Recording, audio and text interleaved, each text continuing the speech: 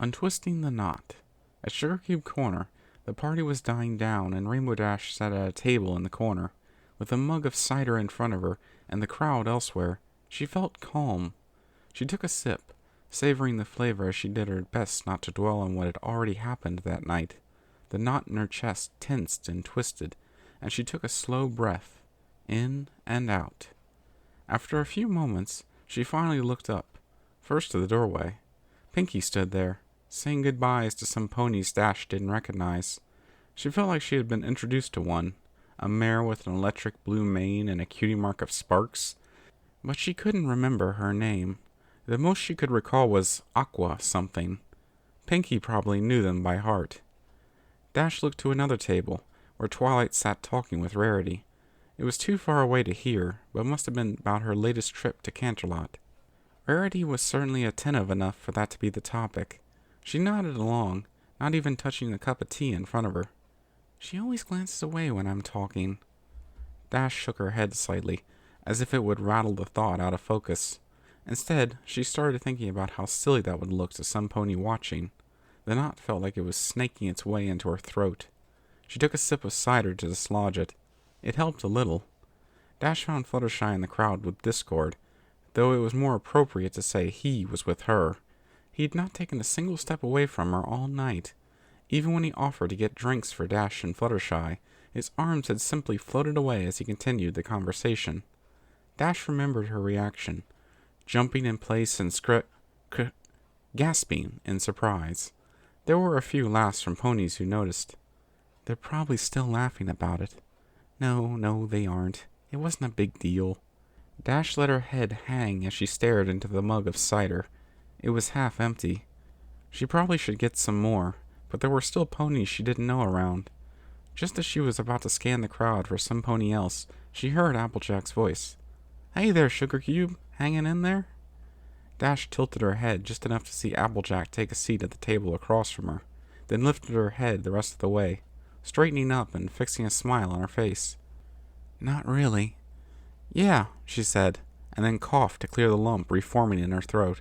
"Crazy party, huh? I mean, it is one of Pinkie's." Applejack laughed, setting her own mug down. "Yeah, I swear that mare's got more parties planned than there are apples in an orchard. Sun'll probably stop rising before she doesn't have one to throw." She took off her hat for a moment, just long enough to smooth out her golden locks. "You've been kind of sticking to yourself tonight, though." Horse apples. That knot began to tighten again, twisting, turning. Dash took a slow breath in through her nostrils, and then slurped at her cider to disguise the exhale as a satisfied sigh. Flipping her mane with her free hoof, she chuckled. Just been stressed lately. About Wonderbolt's practice and stuff. I'm all ears if you want to go yapping about it. Swear I won't tell a soul." Applejack gave a smile, a genuine to all appearances. Dash cursed herself that she doubted it for even a moment. "Just get it off your chest. Say it and hear what you want to hear back. It's better than asking it to yourself in bed afterwards." Overreactions had been brewing in her brain all night, and Dash knew she'd have to talk herself out of them later. It might take until after midnight. What was one more? The fact that she'd already lied, though, meant she couldn't say it now. "Just missed a practice or two. Afraid I'm falling behind in the routine." The knot tightened in her stomach as falsehoods poured out of her mouth. She took another small drink, which turned into chugging the rest of her mug, and then into licking droplets from the rim as the silence lingered. Applejack got up from her seat, moved to Dash's side, and put a hoof around her withers. Her smile softened, but it wasn't any less genuine. "If that's the case, I'm sure Twilight can give you some time off from teaching. We all know how important the Wonderbolts are to you." Rainbow Dash gave a sheepish smile in return, setting the empty mug down. "I know, AJ. I just worry about letting you all down, too. You're all just as important as the Wonderbolts, you know." The knot in her chest slipped, loosened by a fraction as some truth slipped out. Dash looked away from Applejack for a few moments. Pinkie had finished saying farewell to some other pony Dash didn't remember, and was now bouncing over to Starlight and Spike. The trio moved towards Twilight and Rarity's table. There wasn't anyone left except for her close friends. When she looked back at Applejack, the farm pony was offering her a hug.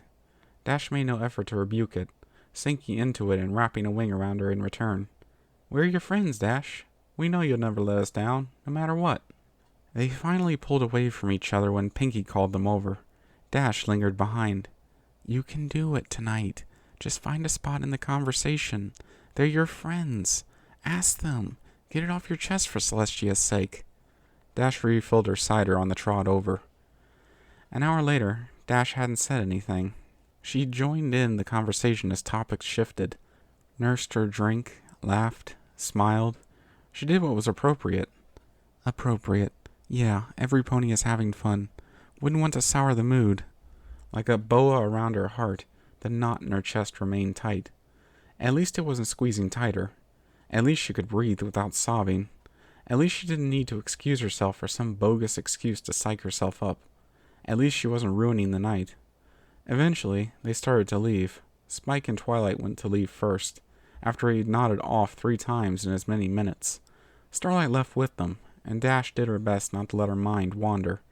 She failed. They were probably chatting about when she tried to bring up the newest Daring Do book earlier. She knows not everyone is crazy about those books, right? She means well, Spike. She just can't really read the room. I don't know how you stand her, Twilight. She's always trying to talk about herself. Can she even stand to listen for once? Then Rarity made her exit, talking about some big sale starting early in the morning at the boutique. Dash waved goodbye. She wondered, like always, what Rarity really thought about her, but was too polite to say to any pony. Then again, she did like to gossip. Honestly, that Pegasus is such a bore to listen to. Always me this and Wonderbolt's that. She could be a warm front with how much hot air she boasts. Fluttershy and Discord took off not too long after her. Dash just kept daydreaming about their walk home. Discord regaling Fluttershy about the reaction he'd gotten out of Dash. Fluttershy would be too polite to laugh, though. Wouldn't she? Oh, the look on her face was priceless! The best laugh all night. That's the only reason you girls would keep around such a bore of a friend, right? Oh, Discord, it's just a kindness. There's no way Dash would have other ponies to be friends with otherwise. Every wandering thought, exaggeration, daydream, and outright lie echoing in Dash's head made the knot tighten, twist, strangle, constrict, bind, and gag her. She didn't realize she'd closed her eyelids to fight back what was bubbling up behind them until she heard Pinkie's voice, quiet and sweet. Dashy? Are you okay? Rainbow Dash bolted upright with a gasp, sending the mug of cider in her hoof flying over her shoulder. She sat there frozen, looking at Applejack and Pinkie across from her as the cup sailed through the air. There was the sound of cider spilling, and then the thunk of the mug hitting the floor, bouncing and then rolling a bit further. Yeah, Dash shouted, rubbing her face with a hoof when she felt the wetness. Just, thought of... Her throat began to tighten, and she coughed to try and clear it, but nothing seemed to work. Applejack was quickly on her hooves and at Dash's side, putting one leg over the back of her neck. Didn't go down the wrong pipe, did it? Dash forced the coughs out for a few seconds more, holding a hoof in front of her face. Just say it. Just say it. Just say it. No, it's fine. I'm fine, Dash finally spat out, pushing Applejack's hoof away. With only a glance, she could tell neither of her friends seemed convinced. This still about the Wonderbolt stuff? Applejack asked, taking an empty seat next to Dash. No, it never was. No, it's nothing important. Dash flexed her wings, an instinct to bolt rising up inside of her. The room, the party, her friends all felt so suffocating. Pinkie had risen from her seat to trot around to Dash's other side. Do you want to talk about it, Rainbow Dash? Her window to escape closing, Dash lifted off from her seat, only to land an inch behind it. At least she wasn't flanked as she faced them. Nah, it's cool. I should get going. Early start means more practice.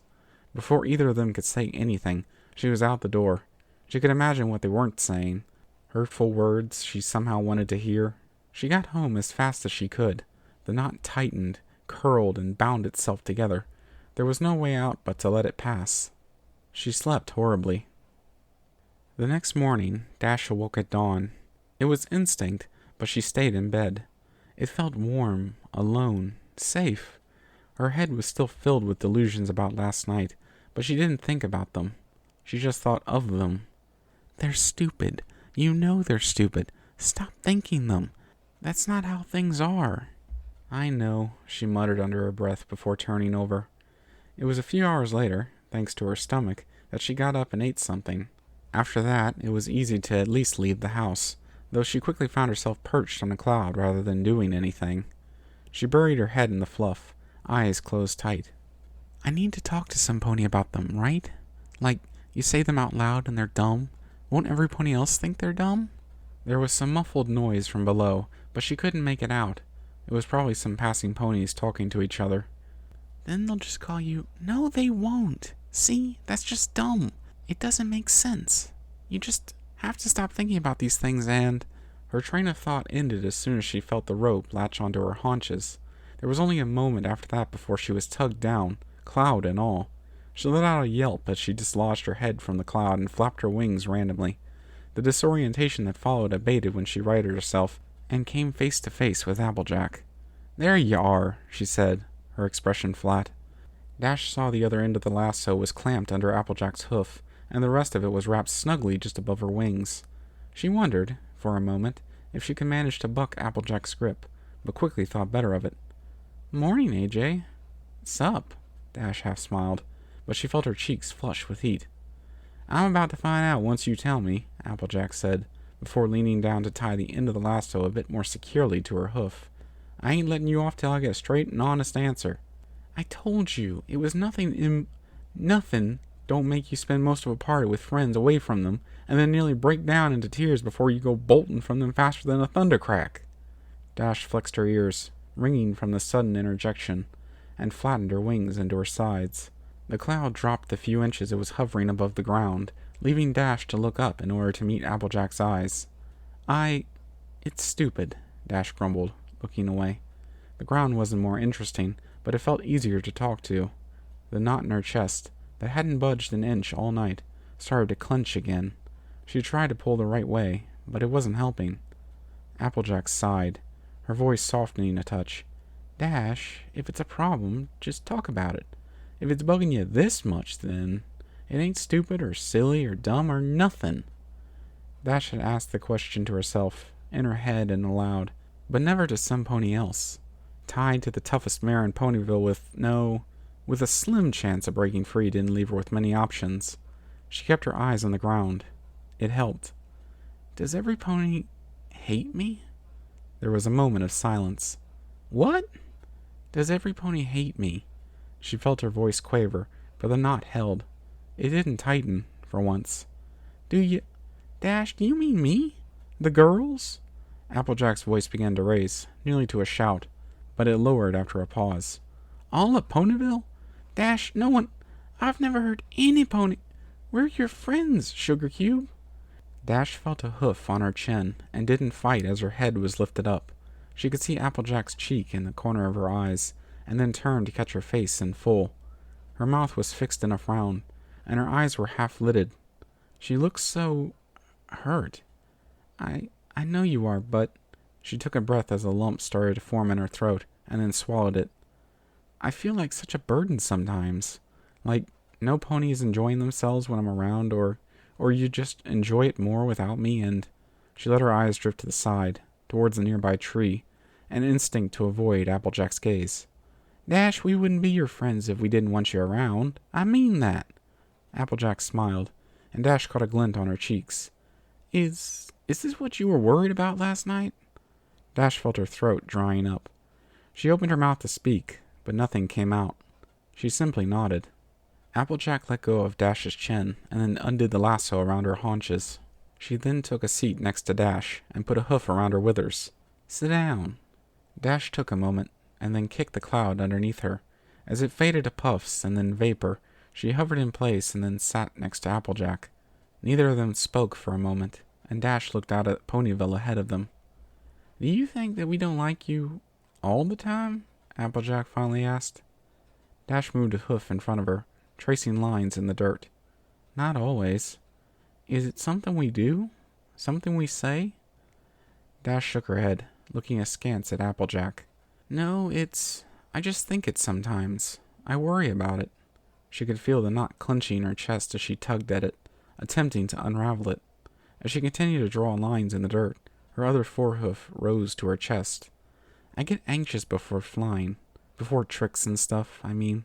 I'll be standing on a cloud or a cliff or just the ground, and this weight on my chest or this knot in my stomach will build up. I'll worry about messing up a little or not being cool enough or just failing. It's just all this anticipation. Then I'll throw caution to the wind, do it, and it's gone. Even when I mess up, it's not as bad as I thought. Even when I fail, I learn something. When it goes off without a hitch, there's a roaring crowd or my friends or just me, and it feels good. Dash smiled, and the knot started to slide, inches of coils around her heart losing their grip. It only gave the rest a tighter hold. Her hoof stopped moving in the dirt, and she finally turned her head to face Applejack. It just didn't seem right to tell this to some lines in the ground. That would have just been saying it to herself again, for the 100th time. Applejack was silent, but watching her intently. Dash started, before the dryness in her mouth and throat started to return, the loosened bits of knot snaking their way up her throat. Applejack began to move her hoofs slowly up and down Dash's back, making small circles. "It's okay. I want to hear it, Dash. I want you to be honest with me."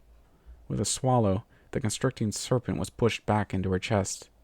She took a ragged breath and exhaled. "I sometimes feel that when talking to ponies.